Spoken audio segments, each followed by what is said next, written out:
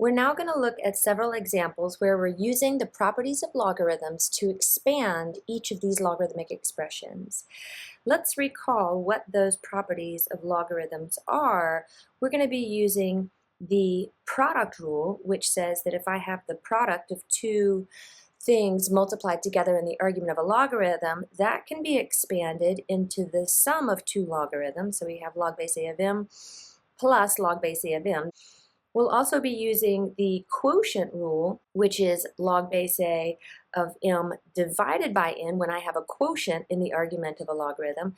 That's going to be the same thing as the difference of those two logs. So where the first logarithm is going to contain the value that's in the numerator or the top, and then we're going to subtract from that a logarithm containing the second value or the bottom or the denominator of that original logarithm.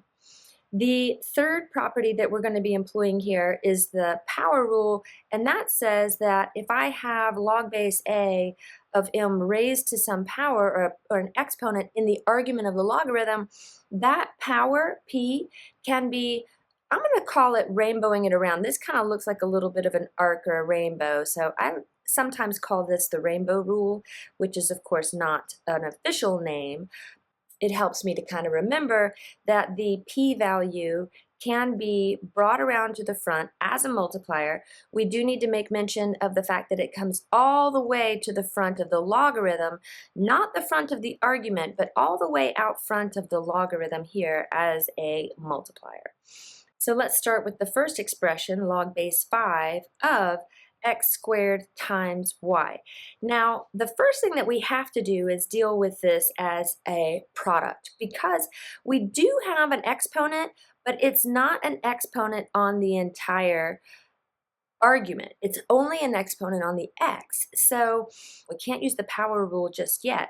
The first thing that we have to do is split this up because of the product. So we'll say this is going to be log base 5 of the first factor, which is x squared, plus log base 5 of the second factor, which is y. And let me delineate here to say that we're working now in part A.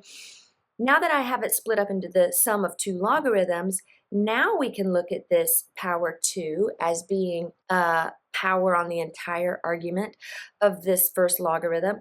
And now we can use that power rule or the rainbow rule and bring that down around to the very front of the logarithm as a multiplier. So this is going to be 2 times the log base 5 of x plus the log base 5 of y. And I'm just going to copy paste the original down here on the left hand side so that we have a nice completed equation here. And none of this can be evaluated, like I can't say what the value of log base 5 of x is. So this is about as expanded as we can get for this first example. Now let's look to this next example. We remember that the ln of some value is the same thing as the log base e of that value, right? ln is shorthand for log base e. We're going to stay with the shorthand notation, but just be aware that that is log base e. Now, when we have a quotient, we're going to be dealing with that quotient first. And the reason for that is because while we do have an exponent power 2 here, that exponent is not a power on the entire argument. If it were out here, we would use the power rule first, but because it's only on the e, we're going to deal with the quotient first. So we're going to say, expanding it due to the quotient, the ln, which is the same thing as log base e, of the top, we are going to subtract top minus bottom here. ln at the top minus the ln of the bottom.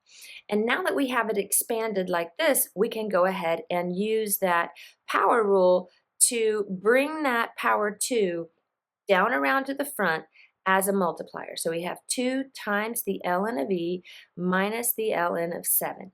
And we're going to look at the logarithms that we now have to see, is there anything else that we can do? Let's take a close look at the ln of e. Remember, the ln of e is the same thing as the log base e of e. And the log base e of e is going to be equal to the exponent that goes on e in order to bring me back to the argument of e. So e raised to the first power is e, and that means that the ln of e is therefore going to have a value of 1. So this is going to be 2 times 1. The ln of e has a value of 1, and then we're going to minus the ln of 7. So 2 times 1 is just 2. We're subtracting the ln of 7, and this is our final answer, completely expanded and evaluated as much as possible. So here we have an example with a lot going on. We've got a product of two things in the top of the fraction. We've got a quotient, and we've got a power. And when we have products and quotients, really the first thing that we want to deal with is the quotient. We want to level this fraction where we are going to consider the top minus the bottom. So we're going to expand this first using the quotient rule, where we have the log of the top, which is 100 times x, and then from that we're going to subtract the log of the bottom, which is y cubed. Now, let's make mention of the fact that this is log with no written base, which means that the implied base is 10. Now, we're going to look into each of these individual logarithms to see what else I can do. Here I have a product in the first one, so I can split this up using the product rule, and now I can rainbow rule or use the power rule on this second logarithm, because now cubed, or the third power, is a power on the entire argument. So let's expand these two. So we'll say the log base 10, but we're not going to write the base, of the first factor, which is 100, and then to that we're going to add the log base 10 of the second factor, which is x. So we've expanded the first logarithm based on the product rule, and now we're going to subtract. This power rule is going to be applied to the second logarithm, where I'm going to bring the 3 power down around to the front of just that logarithm as a multiplier, and we'll have 3 times the log base 10, but we don't write the base, of y. And we're almost done here, except for the fact that this logarithm can be evaluated. So let's just make mention of the fact that this is the same thing as log base 10 of 100. And log base 10 of 100 is going to have a value of 2, because 10 raised to the 2 power is equal to 100. So we'll evaluate this logarithm and call that 2 plus the log base 10 of x minus 3 times the log base 10 of y. And this is our completely expanded and evaluated logarithm.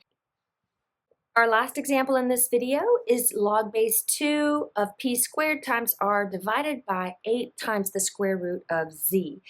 The first thing that I want to do before we start expanding is to rewrite the square root of z as being z raised to the 1/2 power. So let's go ahead and say, for starters, that the log base 2 of p squared times r over 8 times, just rewriting z to the 1/2 power here.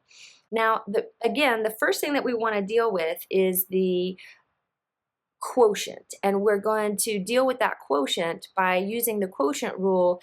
And remember that we start by subtracting those two logarithms in the direction of top minus bottom.